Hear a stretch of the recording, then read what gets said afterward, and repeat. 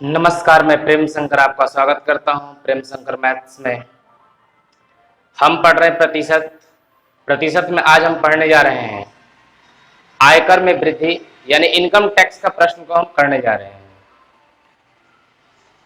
देखिए, पहला क्वेश्चन आपको दिख रहा होगा कि एक व्यक्ति की वार्षिक आय में 2 लाख रुपए की वृद्धि हो जाती है, लेकिन उस आय पर टैक्स जिसे उसे भुगतान करना है 20% से 16% तक कम हो गया है। अब वह पहले की तरह कर का भुगतान करता है, तो बढ़ी हुई आय क्या है? कहने का मतलब है कि एक आदमी है, उसकी आमदनी जो है 2 लाख रुपए बढ़ जाती है और उसका जो इनकम टैक्स जो है 20% से घट करके 16% हो जाता है। ठीक है, और दोनों ही स्थिति में कर क्या करता है? सेम देता है। तो मान लेंगे कि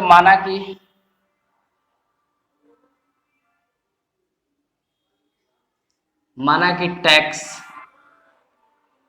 टैक्स नहीं, इनकम मान लेते हैं। माना कि आय जो है 100 रुपया है।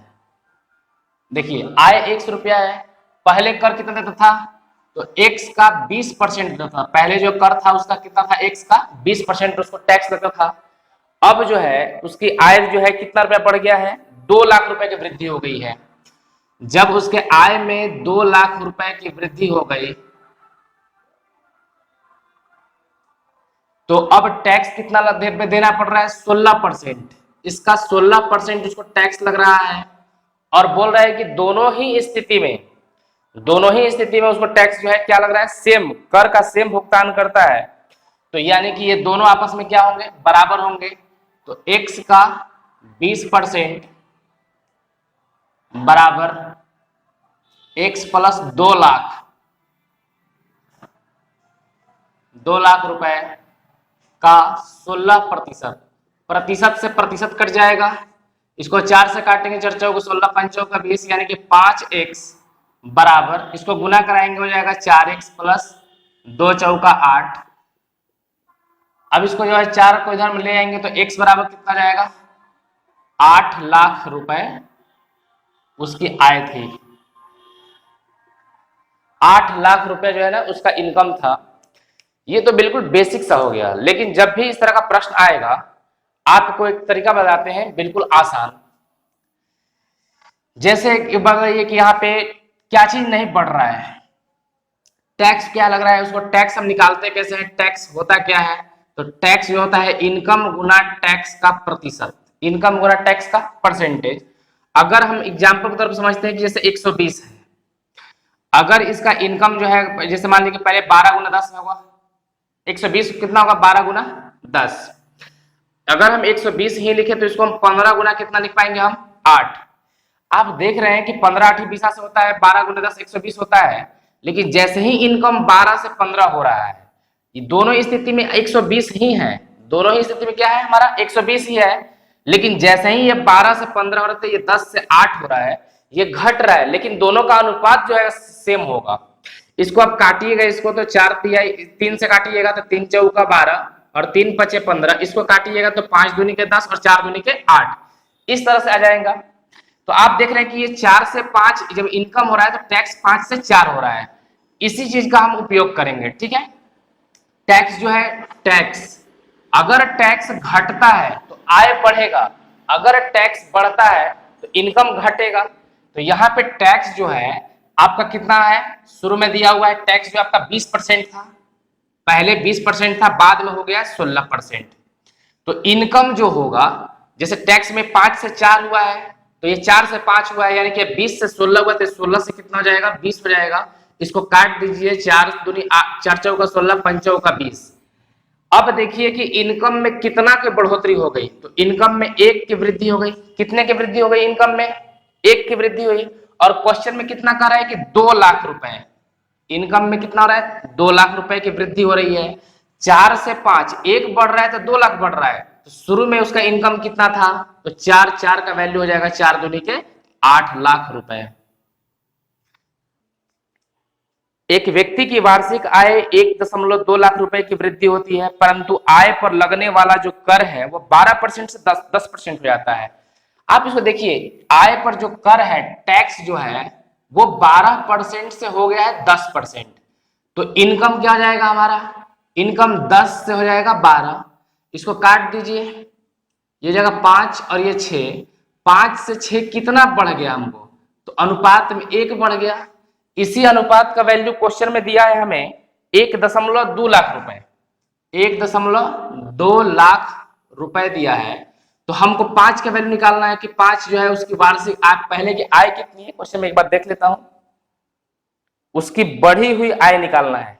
बढ़ी हुई आय देखिए, बढ़ा हुआ पहले का आय था, इसका बढ़ा हुआ कितना हो जाएगा 6, तो 6 से गुना कर दें, एक का वैल्यू है 1.2 है, तो 6 का कितना होगा 12 छंग 72, 7.2 लाख, इसका मतलब हो गया कि 7,20,000 रुपए उसकी बढ़ी हुई आय होगी। अगर आपको घटी पहले का आय पूछ लेगा तो 5 का वैल्यू निकालिएगा, 5 से हो जाएगा गुना करेंगे तो 6 लाख आ जाएगा, 12×5 = 60 यानी 6.0, यानी कि 6 लाख रुपए पहले का आय होगा। यदि आयकर में 19% की वृद्धि जाती है तो यथार्थ आय में 1% की कमी हो जाती है। देखिए इसको समझने के लिए थोड़ा सा हम एग्जांपल लेके चलते हैं कि किसी आदमी का जो आय है, आय और टैक्स, और यहां पे शुद्ध आय। देखिए आय, अगर कोई आदमी 100 रुपया कमाया, अगर उस पर मान लीजिए कि 2 रुपया टैक्स लग गया तो कितना रुपया उसको बचेगा। देखिए 100 रुपया कोई कमा रहा है, 2 रुपया टैक्स के रूप में भर दिया, तो अब उसके पास 98 रुपये बचेंगे। लेकिन अगर मान लीजिए कि टैक्स जो है, अगर 100 रुपया, यहाँ पे 100 रुपया है, टैक्स अगर 5 लग जाए तो उसे कितने रुपए उसके पास बचेंगे 95। यहां पे आप देखिए तो कितना बच रहा है, इसको 3 रुपया बढ़ रहा है, तो इधर कितना घट रहा है 3 रुपया घट रहा है। ये दोनों वैल्यू क्या है, सेम है, लेकिन जब इसका हम प्रतिशत निकालेंगे तो सेम नहीं होगा। जैसे 3 रुपया बढ़ गया, कितने से बढ़ा, तो 2 से गुना 100 कीजिएगा तो ये हो जाएगा 150%। 150% किसमें बढ़ गया, ये टैक्स में बढ़ा। अगर इसमें आप देखिएगा तो 3 रुपया घट गया, किसमें घट गया, तो इसका 98 से घटा है, और गुना 100 कीजिएगा तो 50 दूनी के 100 और 49 हो जाएगा, 150/49% किसमें हो गया, नेट इनकम शुद्ध आय में हो गया। क्या आप इसको बता सकते हैं कि टैक्स का जो 150% वृद्धि हुआ है, रुपया में कितना हुआ था, 3 हुआ था। जो यहाँ पे 150/49% जो नेट इनकम का जो घट रहा है, वो भी कितना रुपया में कितना हुआ था, 3 हुआ था, दोनों सेम है। यानी कि जो 150% टैक्स का होगा, नेट इनकम का भी जो है 150/49% जो होगा, दोनों ही आपस में क्या होंगे, सेम होंगे। क्यों होंगे, कि इनका वैल्यू जो है फिक्स वैल्यू 3 है, और इनका जो वैल्यू है वो कितना है, 3 है, लेकिन जब परसेंटेज निकालेंगे तो वो चेंज हो जाता है। ठीक है, यानी कि हम यह भी कह सकते हैं कि 150% टैक्स का जो होगा वो इक्वल होगा किसका, नेट इनकम का कितना होगा, 150/49% होगा। ये भी हम कह सकते हैं। इसी तर्ज पर हम जो है इस मैथ को देखते हैं।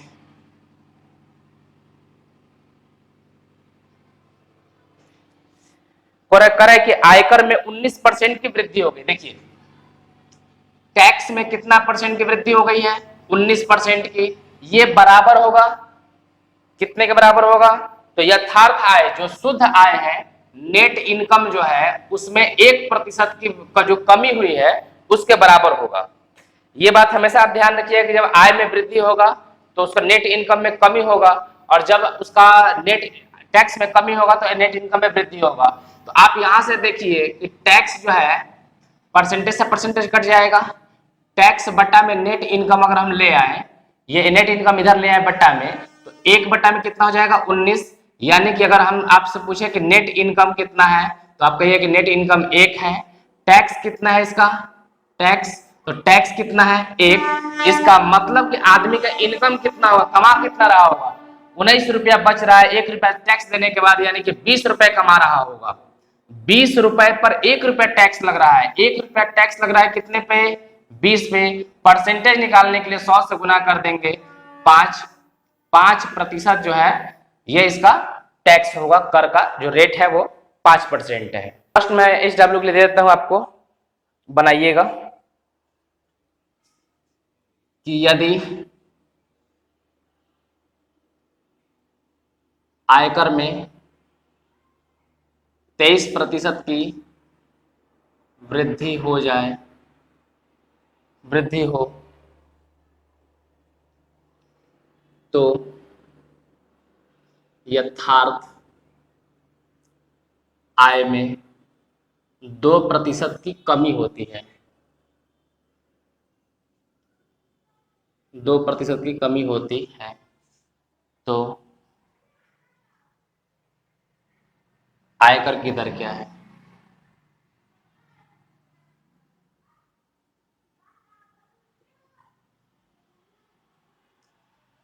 इसका आंसर आएगा 4%। आप इसको घर पे सॉल्व कीजिएगा, जो तरीका पीछे बताएगा उसी से बन जाएगा। अगर आपने हमारे चैनल को सब्सक्राइब नहीं किया, पहली बार आए हैं, तो कृपया चैनल को सब्सक्राइब कर लें, शेयर दोस्तों के पास शेयर कीजिए, लाइक कीजिए। Thanks for watching.